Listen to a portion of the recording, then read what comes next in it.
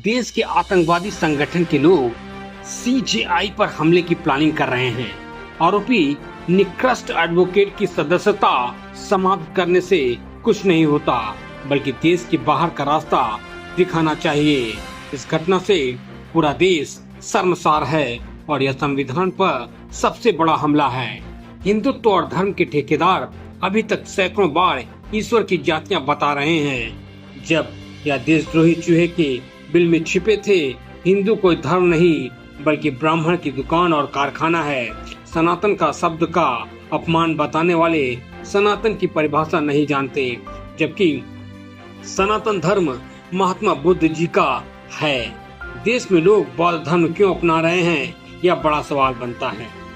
इन तीनों आरोपियों का भी वीडियो सोशल मीडिया पर वायरल हो रहा है, जिस पर यह बोल रहे हैं कि गोड़ से बनना है तो बस की बात नहीं है, गांधी बनकर मुंह पर थूक दो।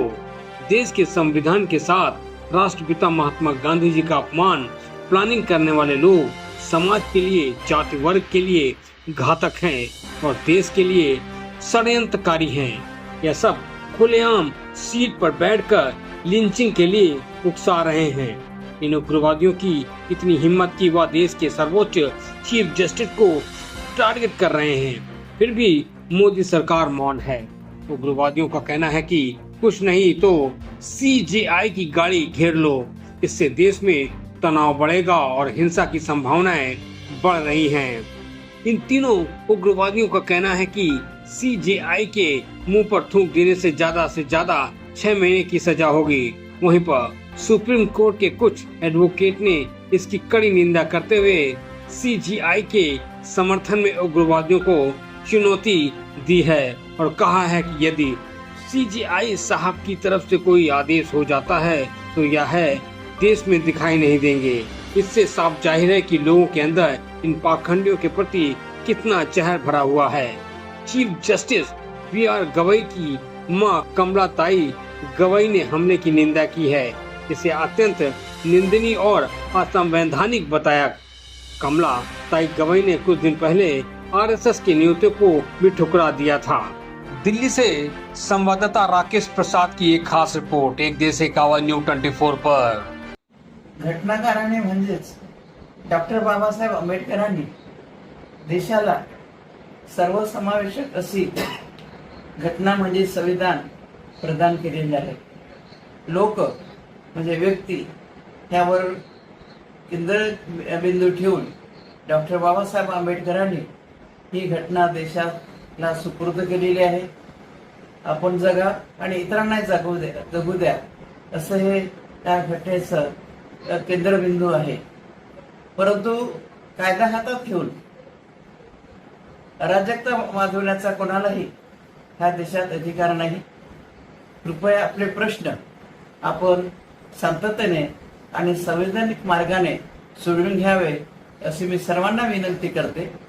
सर्वांचं मंगल हो, सर्वांचं मंगल हो, सर्वांचं मंगल हो। धन्यवाद। काल जी घटना घडली आहे सुप्रीम कोर्टमध्ये, ती नुसतं संविधान नाही तर आपल्या देशाला काळीमा लागणारी एक अशी घटना आहे। निंदनीय आहे हे आपण सगळे स्वीकार करत आहात, पण हा एक पर्सनल अटॅक नव्हता, ही एक व्यक्ती म्हणून नव्हतं, पण ही एक विषारी विचारधारा आहे आणि या विषारी विचारधाराला आपण थांबवलंच पाहिजे। This kind of unconstitutional behaviour, मग ते कोणीही असो, कॉन्स्टिट्यूशनच्या विरुद्ध जर कोणी वागत असेल तर त्याच्यावर आपण ऍक्शन घेतलीच पाहिजे आणि सगळ्यांनी त्याचा निषेध केलाच पाहिजे। जे आपण सगळे करत आहोत याच्यावरून लक्षात येत आहे की ते अगदी नॉलेजेबल आणि जागरूक आहे आणि ही जागरूकता आपण कायम ठेवली पाहिजे। भूषण दादांशी आमचं बोलणं झालं काल, जसं त्यांनी कोर्टामध्ये सांगितलं होतं की इग्नोर इट, बट ऑनेस्टली आपण सगळ्यांनी हे इग्नोर केलं नाही पाहिजे।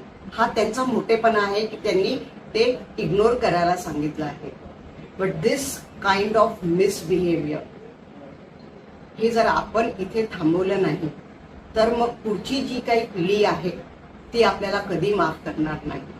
सगळ्यांना आईने सांगितल्याप्रमाणे अगदी शांततेने आणि कॉन्स्टिट्यूशन लेवलवरच याचा निषेध झाला पाहिजे.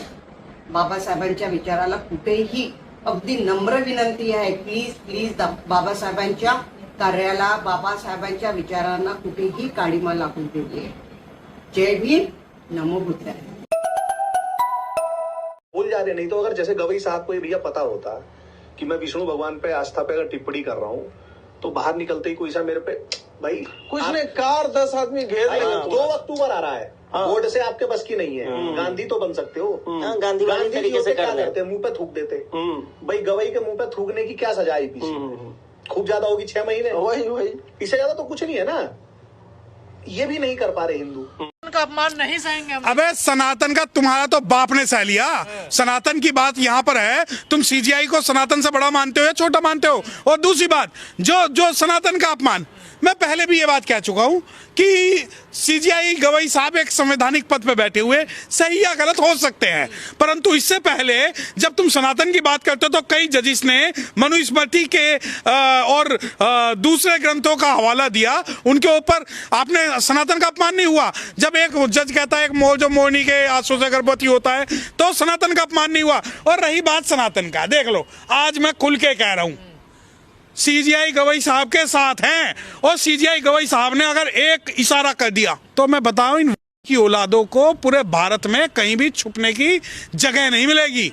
दूसरी बात, अगर ये कहते हैं कि हमारे मैं खुल के चैलेंज कर रहा हूं, सुप्रीम कोर्ट के सामने मैं खड़े होकर मैं चैलेंज कर रहा हूं इस बारे में कि आप चैलेंज करो कि आज हम सीजीआई साहब के खिलाफ ये धरना प्रदर्शन करेंगे सुप्रीम कोर्ट में.